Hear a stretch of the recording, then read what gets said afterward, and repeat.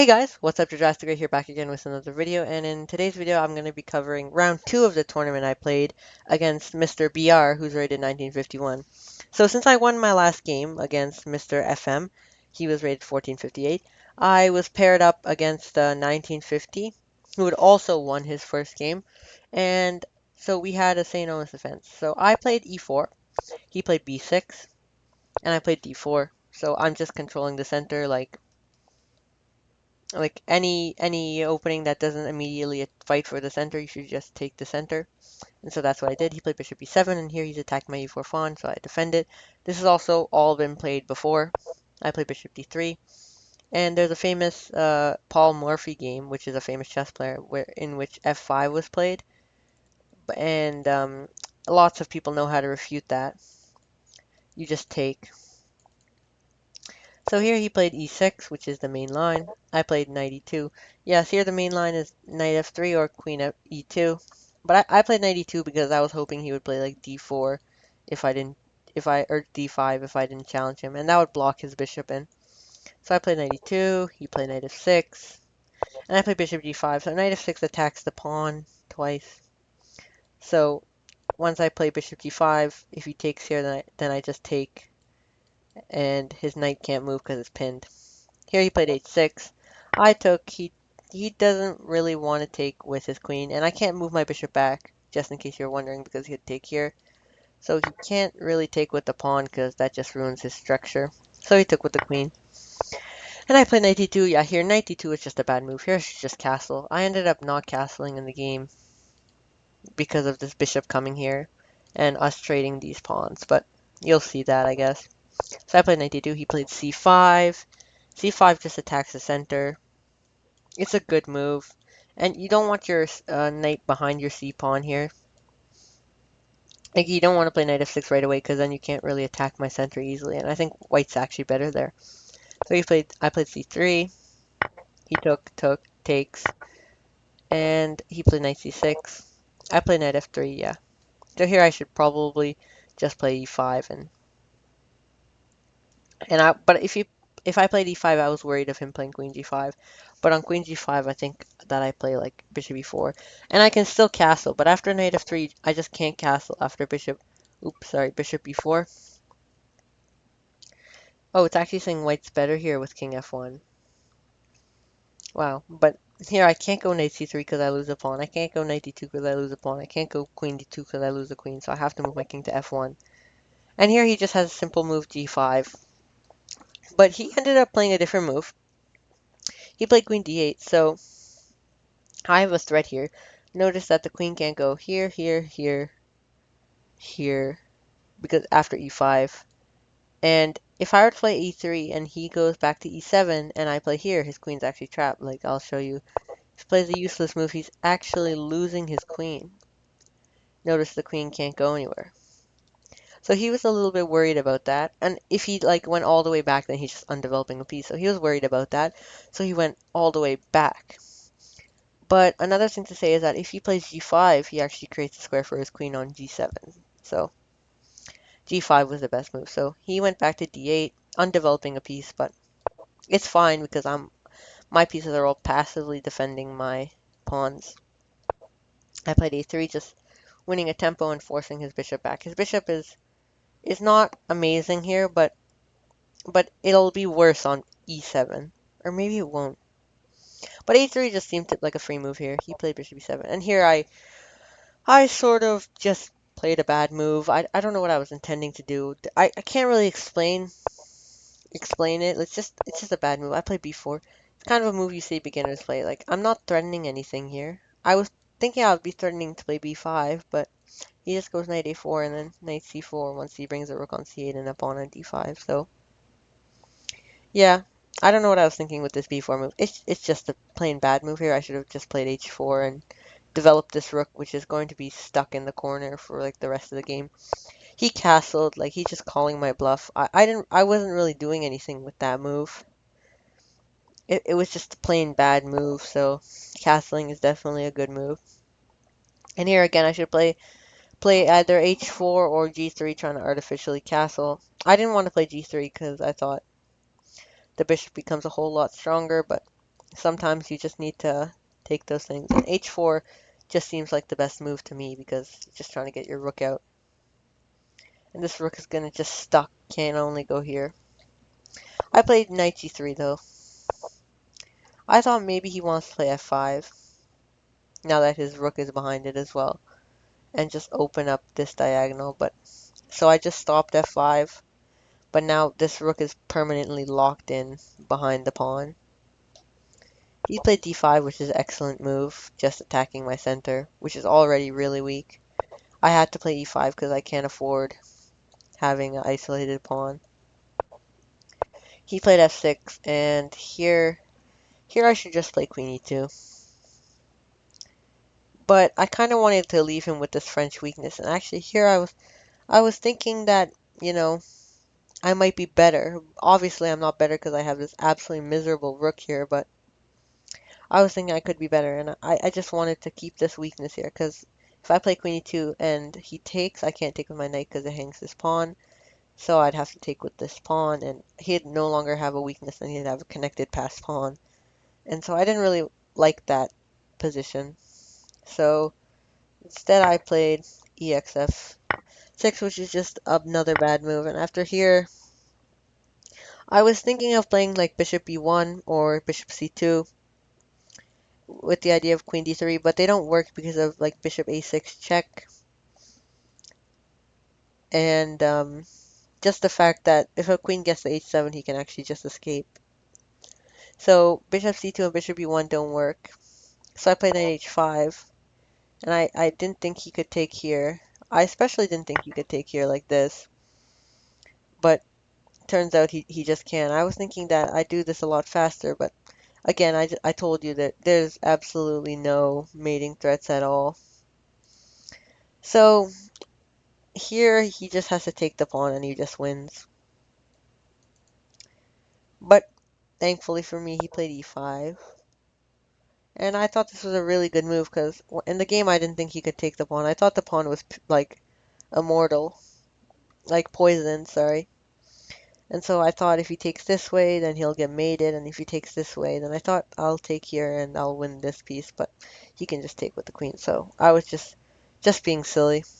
But he played e5, he didn't see it. I took, and yeah, taking is apparently very bad here. I should just play b5 and then take, win a pawn. Wait, why did I not do this? e4 here, bishop x c6, bishop e2, takes. Yeah, wait, this doesn't seem that bad for me. Yeah, he can just play bishop here, and I'll have to lock in my guy further. But this seems a lot better than what happened in the game. Yeah, b5 was definitely the move I should have played. I don't know why I didn't play it. That was my whole idea with b4. But I guess I even admitted that my b4 move was horrible. So I took here. He takes with the knight, and I can't take here because his queen will take, and he has so much pressure. So I took the pawn guy on e5, he takes, and I played rook c1 because he was attacking my rook. And here it's -7, and he played queen h4, and here he's threatening mate and my knight, putting pressure on my knight because my queen right now is defending it. I played rook c2, and here there's just a move that wins absolutely immediately. It's -8, and I'll give you a second to find it. So the move he played in the game was actually bishop to d4, and that move, it's -8 right now, and that move sends it to like -1.5. But the move that just wins immediately is here. This rook is horrible. So if you could trade off all these pieces, but this rook, then you'd just be completely winning. Because this, I basically am down a rook. So if you could trade this rook, this bishop, and this queen, because this knight is also very horrible. For this bishop, this active rook, and this queen, you're just completely winning. Because this piece is horrible. This piece is horrible. This bishop is absolutely dominating this knight. He can't go anywhere. And he can't even go here because he'll just be double taken. Because this pawn is pinned and this pawn is pinned. So my knight even can't come back here where it's defending twice. So this move just it's just gone. You've just lost. So after like rook d2, they'll play rook c3 and just take here. And there's nothing I can really do. I'm just dead lost here. And we even analyzed this after the game and said, yeah, that's dead lost. But bishop d4 was sort of a blunder. It wasn't really a blunder because he didn't like lose any material or anything, but it was a blunder as in he had a completely winning move in rook a8. It's kind of obvious move too because these pieces are my only good pieces. And this piece is terrible, this piece is terrible. And the bishop was actually better on e7, where it was controlling rook c7. On e5, where it was controlling rook c7, it was controlling the knight. It was making my life hard. So here I played g3. He played queen h3, check. Yeah, queen h g3 just wants to get my bishop to g2. Also, another fault of bishop d4 is that he can no longer play d5 and open up his bishop, so I'm actually allowed to play g3. He played queen h3, king g1, bishop e5, and I played bishop f1. And here it's still minus 2, 2.5, and he played queen f5, so I played king g1 because that's my only move, bishop e5 because his bishop is just really bad on d4, so his bishop d4 move was just bad. And I played bishop f1, queen f5, yeah. Yeah, queen f5 puts pressure here, and maybe it's gonna go here if you open this up. So here he's actually just starting to push his pawn forward and win my rook, I think. Well, I could go here, but his pieces will be really open, and I think I'll lose there. So I played g4. Yeah, g4, it doesn't really look obvious, but it's actually a pretty good move. It ended up turning the tides, not into like a victory, but from completely losing to not losing as much anymore. So my idea was that if he can't really play queen g3 because I just go back. So he ended up playing queen f7. And here I should just go back. And I don't know why I didn't go back. I played bishop g2, which is also actually a fine move. Just if he plays d5, I want to take. He played rook a d8 again. He should just play rook a c8 and trade this good rook for this terrible rook. Or trade this okay rook for this good rook, and then I'll be left with this horrible rook. So he played rook a d8, and here I was happy. I thought that now my position was holdable from completely lost. Now my position is at least horrible. His pieces are all a lot more active than mine. He has the bishop pair. He has a passed pawn in the center. Yes, he has a few advantages, and it is minus 2.5. But I thought at this point I could hold it. Because earlier, like around this point where I played rook c2, I thought it was unholdable after rook c8. I was ready to almost resign at rook c8. But after this rook a8, I got hope with h4, which is the engine's favorite move. And it actually now just has the plan of just activating this rook somehow. He played d4. I took on b7. That was my whole idea, to take on b7. I was also thinking after d4 I could play rook h3 immediately, but I thought, no, why not just force things? Queen x b7 and rook h3, and here I'm just looking to go to d3. And I think once I get my rook to d3 and my knight to g3, then I've managed to equalize. Like if he plays here, and then after I play here, he plays like here, and I can do this. Now I think it's actually equal. I don't think he has any advantage at all. I'm not saying he would play those moves because those moves make absolutely no sense at all, but that's my plan here, to play rook d3 and then knight g3, and I think I've managed to equalize. Queen e4.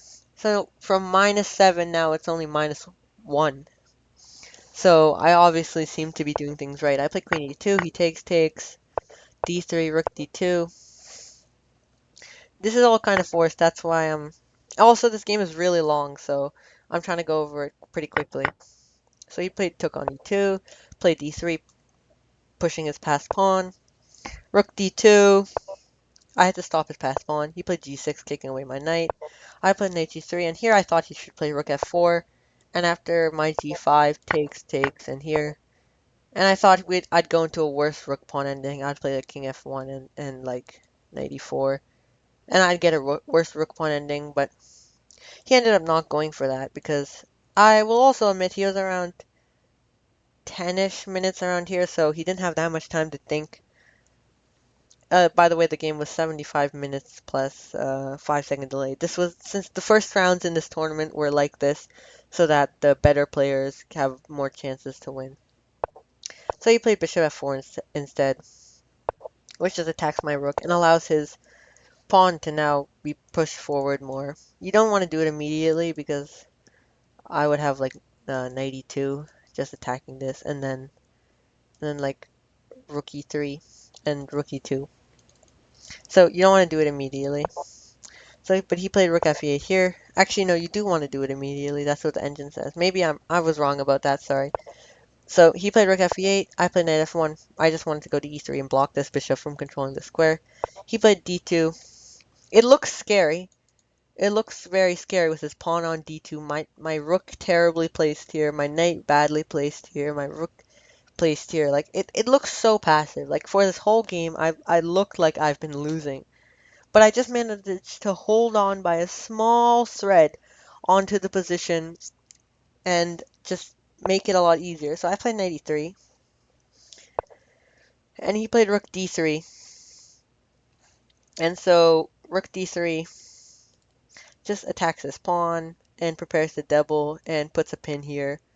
So I played king f1. My idea was just to go to e2, where after I get my king to e2, I think I can pretty easily hold this. I can no longer have to find like best moves because my opening was terrible, but then and I started getting worse, worse, worse. But then after my few like knight h4, knight h5 things, I started to play really, really well and managed to almost equalize the position. It's still -1 here, but it used to be -8, so I think I've been doing something right here.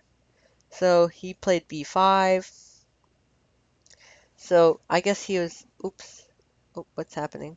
So I guess he was scared that if he took here, I would have knight c4. Oh, I can't play knight c4, my bad. I guess he was afraid that if I took there, if he doubles, then he might and he took here because his rook would be defended. He was afraid of knight c4, so he played b5, preventing knight c4. And here he was around 8 minutes, so you can't really blame him because he was thinking a lot during the whole game, trying to figure out where I was losing. I played king e2, attacking his rook. So if he takes here, I'm going to take here, and then it's just a draw. I think it'll say all zeros, or it's plus minus 0.2. So it's I could hold this to a draw. This is a pretty easy draw. But he played rook e8, rook ed8, and actually here now I have almost equalized. It's minus 0.5. I play rook f3. He played bishop e5, and here I played h5.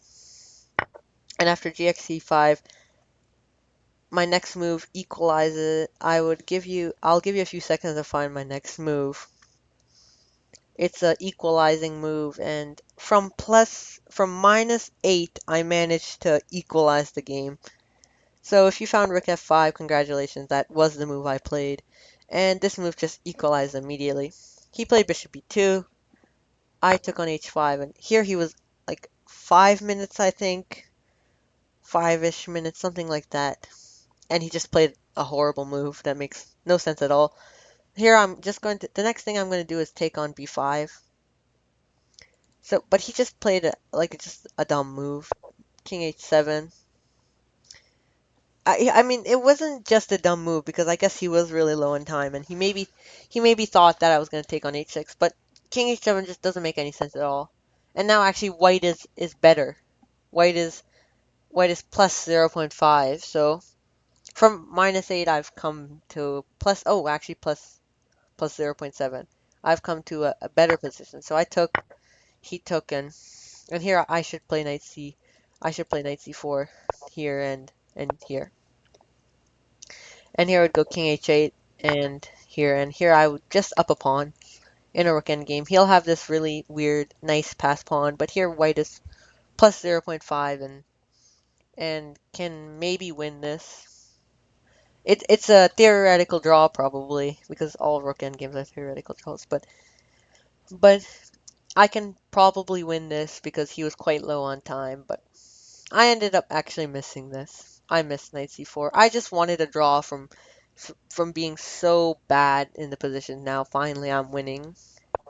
I played rook b7, and yeah, here he just basically with this move, it's just a draw now. He either loses this guy and trades this guy down, or I play like this guy here, knight f1, and he checks, and then I go back, and then he defends, and I go back, and it's a draw.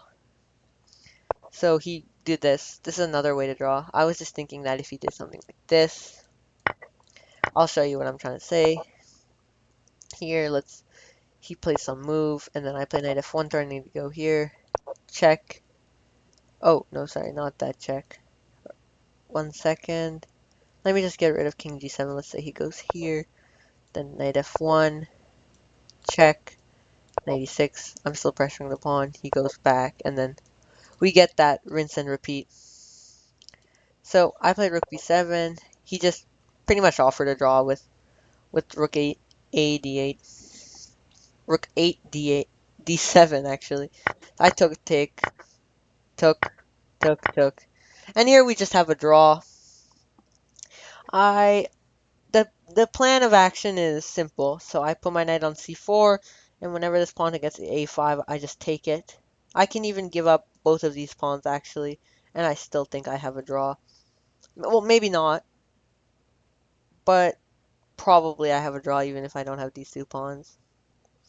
I don't actually know, but I have a draw for sure here with these two pawns. So I played king c2, he played here, and here actually I should just play king d3, but it didn't make a lot of sense to me to play king d3 because then he'd take here, and I thought the outside pass pawn would win, but I'll actually show you the line exactly.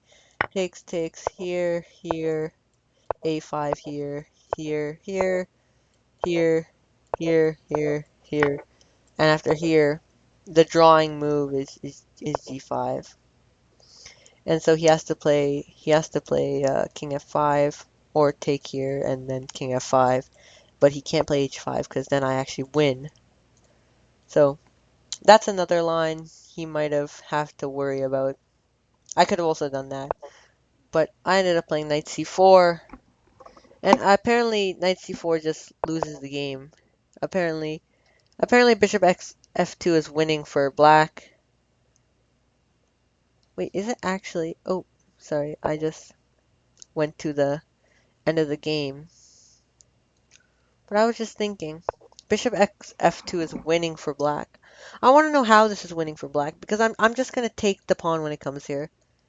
So he took, and here it's just a draw. But I think it's just a draw. Maybe it's not just a draw. Maybe I actually swindled myself and I had a draw. But he played queen g6. I played here. He played here. a6 is winning. So I guess, yeah, actually, maybe he just has the plan of marching his king over here. Yeah, he can just march his king over here and then kick my knight away and then slowly advance his pawn and bring his bishop here. Yeah, he did have a draw. I mean, he did have a win. We ended up actually drawing this game. I drew from -8, and I guess I shouldn't have given up that pawn, just found queen d3. I had 30 minutes, and he had around 2 minutes here, so I don't blame him for getting a draw. It's kind of hard. I played king f4, and he just kind of offered a draw here with a5. I think he had under a minute here, so he just played a5. But it seems really simple, actually, to get a win here. Just kick the knight away. It looks like a very simple win to me, but this happened, and here the engine says, oh, -4, but then the opening database says it's all a draw after a5, just a draw. He has the wrong colored. The thing I noted is that his dark square bishop doesn't control the h1 square. Can't control it. Can only control h2. So he has the wrong rook. He has the wrong colored bishop. If he had a light squared bishop, this is completely winning for black. But he has the wrong colored bishop. So basically, I can just go to king h2 and just repeat these three moves, like king here. After this, we actually agreed to a draw here because he's a 1950. He knows it's a draw, and he was really disappointed to get a draw from this game because he was completely winning. So I'll just show it to you to anyone that might not know it. It'll go something like this. Uh, I'm just playing moves right now. Sure.